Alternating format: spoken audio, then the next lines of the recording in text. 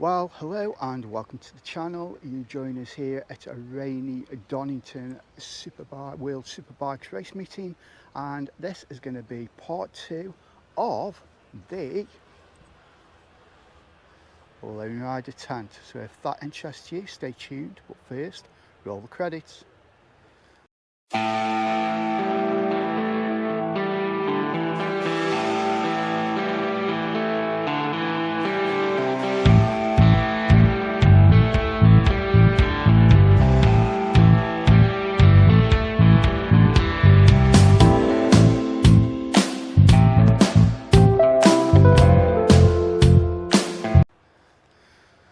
Okay, so if you look on the channel, you will see that I did a first impressions where I unpacked it and put it up for the first time and just had a quick look around, and I did say that I would give you an update.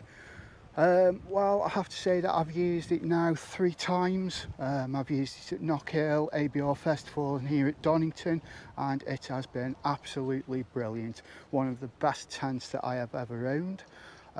We'll go around some of the features that we've used that have been amazing.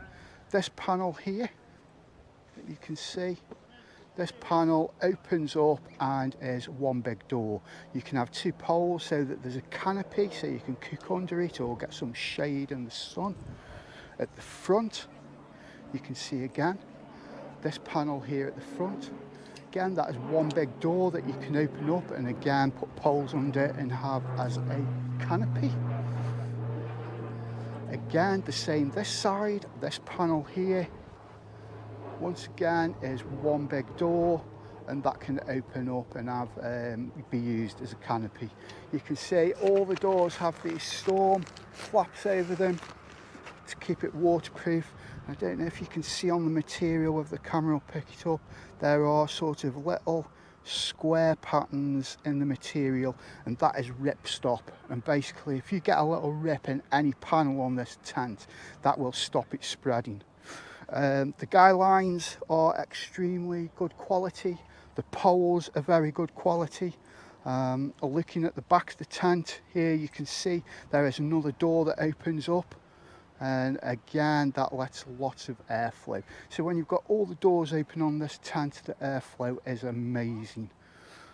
I was worried whether this would be robust enough in high winds. However, we have used it in quite breezy days. It's quite breezy conditions now, and I think as long as you peg this tent out correctly, as you should do via the instructions, this is going to take a lot of blowing down. I have seen these tents blow down at ABR Festival, not this year but the year before, and I think it was because they hadn't got them pegged down correctly. So we'll just take a look inside the tent.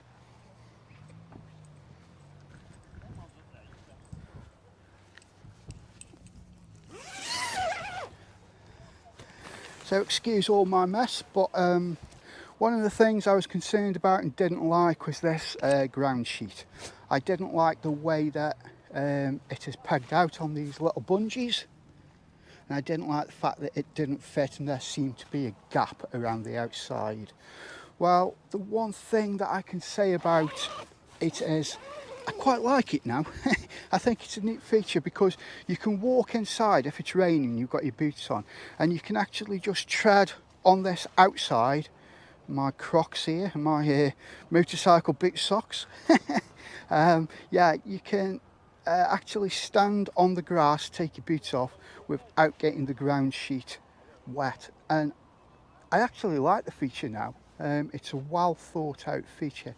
Again, looking in the roof, there are lots of loops from hanging things from if you want to dry some clothes or hang lanterns up to illuminate at night. And if you look here, this is how the inner bedroom is attached. That stays attached all the time so that when you put it up, if it's raining, the inner isn't going to get wet, it just goes straight up. Again, all the doors have this mesh feature so that you can have the doors sealed and still have airflow going through, so you're not going to get midges and nasties in there. Or as you can see on this side, it's actually got the red backing on, and that's like a double layered door if you need a little bit of warmth or privacy. Looking at the back, there's another door there. Again, that has got the same feature on. It's got that mesh, or it's got the privacy screen. So, you know, when you've got the doors open with the mesh, you've got airflow blowing through all the way. Again, size of the bedroom, you can comfortably fit 2 people in here. However, if you've got one of these sleeping cots, you know, the fold away cots, you're going to struggle to get 2 in. I can't remember the name of mine. I've just bought one, so just be aware of that. You won't get 2 fold away beds in here. You will only get 1, and perhaps a small inflatable mattress. But other than that, yeah, very, very good.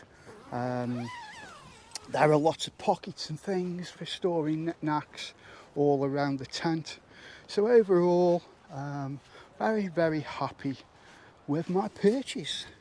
So overall, when you consider the real estate that you get inside, being able to stand up, being able to sit on a full-size chair, cook, do whatever you want to do in the tent, compared to the size when it packs up and the weight, I'll put the weight up now.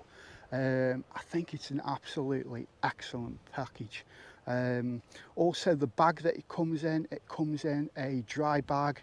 It is very easy to put back in the bag. Sometimes the outer bags are too small and you struggle to get them back in. Packs away really small.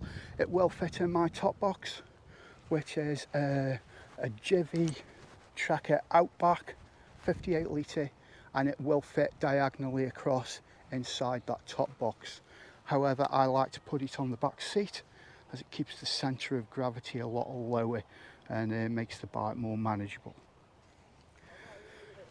So all in all, would I recommend this tent? It's very expensive, but it's very high quality, and this is going to be my go-to tent now that I use whenever I go moto camping on my motorbike.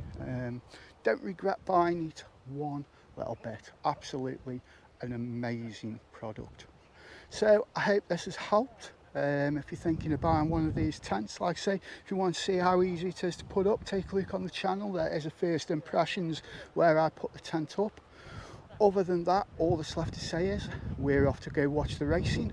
I hope you have a good weekend or a good week wherever you are.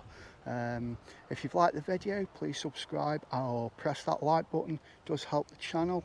And all I would like to say is thank you very much, everybody. Bike Rider Reviews out. Ride safe.